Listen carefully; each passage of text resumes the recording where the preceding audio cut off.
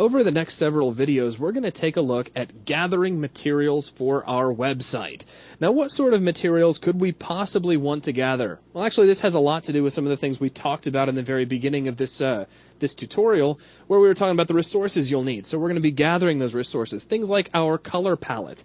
And we'll be going over to colorblender.com right, and grabbing a series of colors and their complements and whatnot. We're going to talk about grabbing fonts. Yep. Now, in this particular tutorial, as we create this site, we're not going to be using any fonts other than what are already on our machine, but we will take a video and show you where you can grab some fonts off the internet and how you can get them installed onto your computer. We're going to take a look at gathering photos. Now, in this case, we already have all of the photos we're going to need. You may not, so you may need to go to a stock photography site. You might need to get your digital camera out or even your analog camera and get a scanner. But we're going to talk about getting those photos together. Now, again, the photos that we are going to use will be included on our disk. They are there for educational purposes only.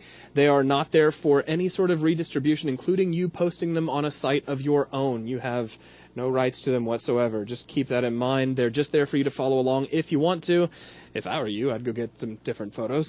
But after we get all our photos in, we're also going to take a look at gathering our copy, which is also known as our text, right, which is all of the written lingo and different things that will be typed out all across the various pages of our site.